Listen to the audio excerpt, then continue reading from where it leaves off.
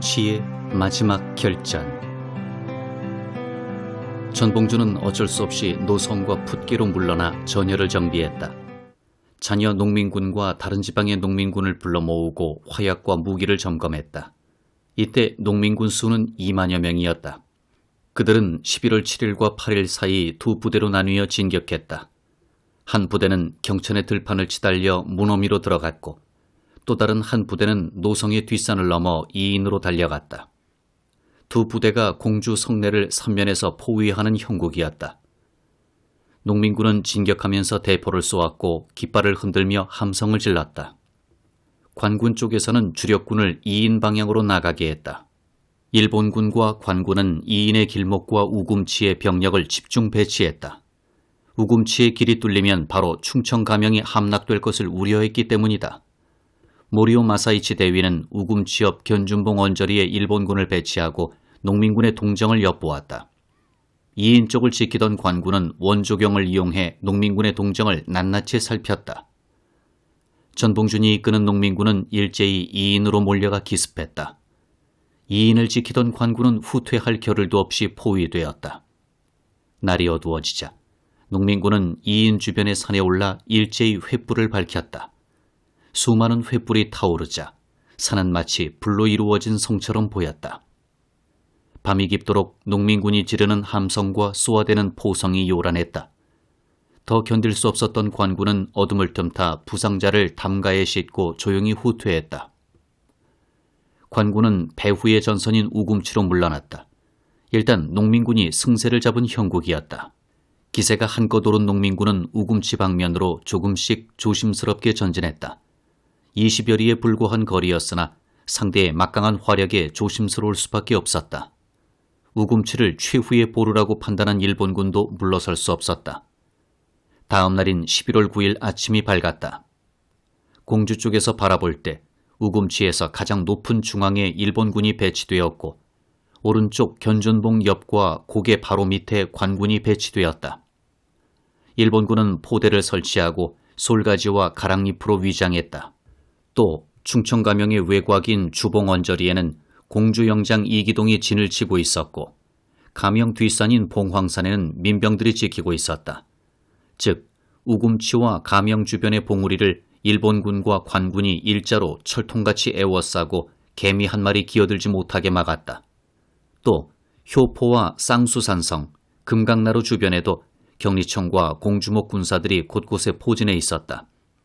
일본군과 관군은 공주로 들어오는 통로를 모조리 봉쇄했다. 이와 달리 농민군은 우금치를 비롯해 동쪽의 곰티에서부터 서쪽의 봉황산 뒤쪽에 걸쳐 40여리를 완전히 포위하고 있었으니 관군 측보다 반경이 훨씬 넓었다. 쌍수산성과 장기나루 등 금강 쪽만 비워두었을 뿐이다. 농민군은 병풍을 치듯이 일렬로 늘어서 깃발을 줄줄이 세워두었다.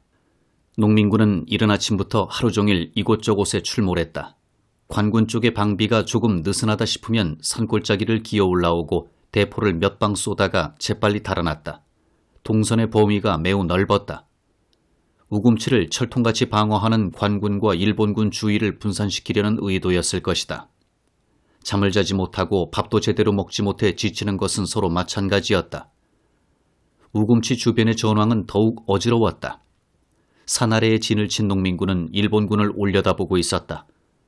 농민군은 쉴 새 없이 연달아 함성을 지르고 풍물을 울리며 진격했다.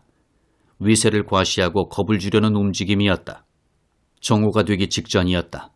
모리오 마사이치 대위는 준비한 작전을 개시할 때라고 판단했다. 봉우리 위쪽의 일본군은 사정거리에 들어온 농민군에게 조준 사격을 가했다. 농민군은 한꺼번에 밀려 올라가다가 총을 쏘면 물러나고 잠시 총소리가 멈추면 또 돌격했다. 제1대가 무너지면 제2대, 제3대가 그 뒤를 이었다. 그날 오후까지 전진과 후퇴를 수십 차례 반복했다. 농민군 시체가 우금치 언덕과 고개 부근에 수없이 쌓였다.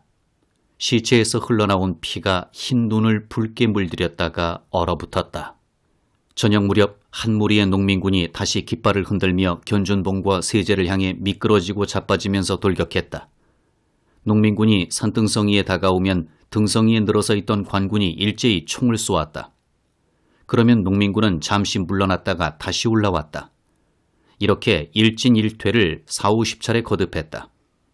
농민군 일부는 잠시 견준봉 측면에서 치고 들어오기도 했으나 대개 산등성이 근처에 이르러 더 이상 다가갈 수 없었다. 전봉주는 마침내 일본군 사정거리 밖으로 물러나 우금치 너머 언덕으로 진지를 옮겼다. 이때 관군 수십 명이 산등성이를 내려와 기습했다. 이 공격에 또다시 수많은 농민군이 쓰러졌다.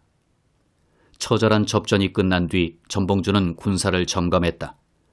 먼저 2차례 전투를 벌이고 나자 만여 명의 군사가 3천여 명으로 줄었고 다시 2차례 접전한 뒤에는 500여 명만이 남았다.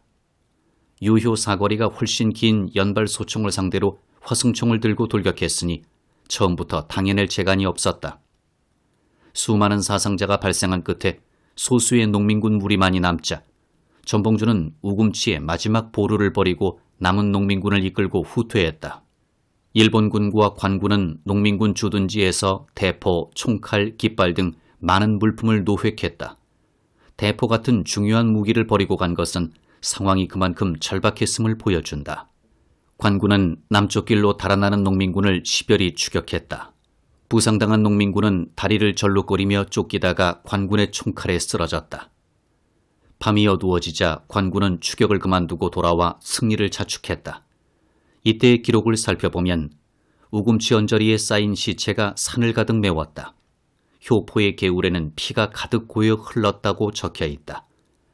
뒷날 우금치에서 밭을 매던 농부들이 사람 뼈 여러 짐을 모아 치웠다고 전하며 동네 아이들은 개조배기에서 수많은 탄피를 주워 엿을 바꾸어 먹었다고도 한다. 우금치에서 농민군이 패주한 뒤에도 공주 일대에 흩어져 있던 일부 농민군은 계속 버텼다. 11월 11일 곰티를 지키던 관군은 빼앗은 농민군의 옷과 머리수건 따위로 농민군의 모습으로 위장하고 천연슬에 등성이를 기어올라 농민군에게 접근했다. 농민군이 위장한 관군을 동료로 착각하고 방심하자 사정거리 안으로 근접한 관군은 총을 마구 쏘았다.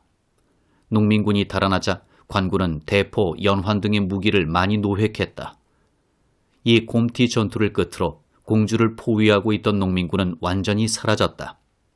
4일 동안 내리 전개된 이 전투를 2차 공주전투라 한다. 통한의 패배였다. 이 전투를 관군 쪽에서는 다음과 같이 기록했다.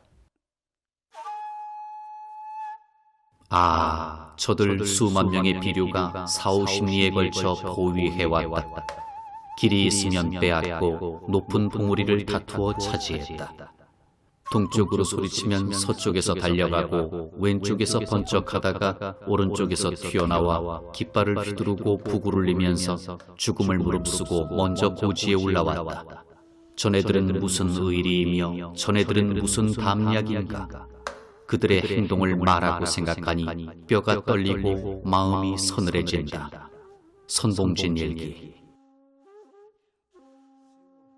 농민군 토벌에 앞장선 이규태가 농민군 행동에 나름 감동받아 감탄사를 섞어 기록한 것이다. 공주를 점령하고 그곳을 거점으로 삼아 농민군의 역량을 키워 서울로 진격하려던 전봉준의 계획은 수포로 돌아갔다. 이제 공주 전투를 마무리하면서 끝으로 패전의 원인을 살펴보자. 첫째, 전봉준은 2차 봉기를 준비하면서 삼내에서 시위를 너무 끌었다.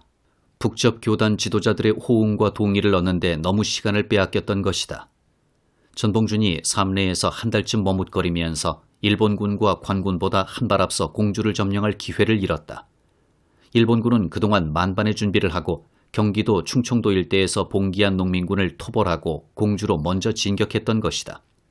둘째, 일본군 개입과 그들의 우월한 신무기 앞에 농민군은 무력했다. 일본군은 여러모로 정예 군대였다.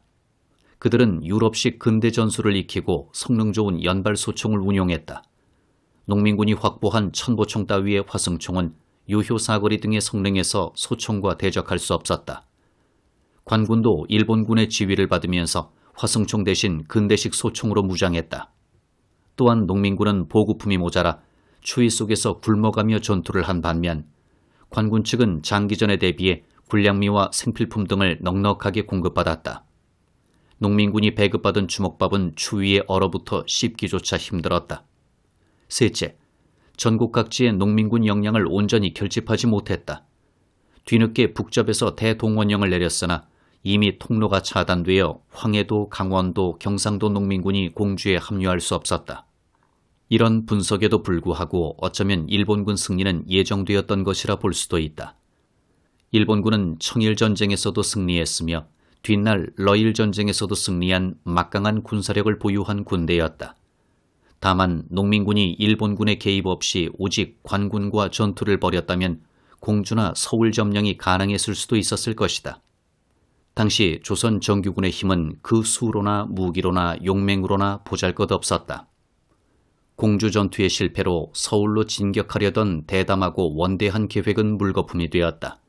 이는 한국 변혁운동의 역사에서 가장 안타까운 순간일 것이다. 신동엽은 서사시 금강에서 동학농민군을 두고 어제 발버둥치는 수천 수백만의 아우성을 싣고 강물은 슬프게도 흘러갔고야 라고 읊었다. 그는 곰나루 언저리에는 무령왕릉 등 왕들의 무덤이 널려 있어 백제의 혼이 깃들어 있다고 하면서 농민군의 혼도 여기에 잠들어 있으리라 여겼다. 끝으로 우금치와 관련된 후일담을 남긴다. 1973년 천도교에서 우금치 아래에 기념탑을 세웠는데 박정희가 쓴 탑명 뒤에 이선근이 쓴 비문에는 5.16과 유신으로 이어져 라는 구절이 들어있다. 동학농민혁명의 정신이 5.16 쿠데타로 계승되었다는 뜻이니 가소롭기 짝이 없다. 1994년 동학농민혁명 100주년을 맞이해 이 일대가 사적지로 지정되고 우금치 고개 위에 광장을 조성해 조형물을 설치했으나 공주시에서 그 아래에 터널을 뚫었다. 전봉준이 그렇게 넘고 싶었던 고개에는 지금 차들이 쌩쌩 달리고 있다.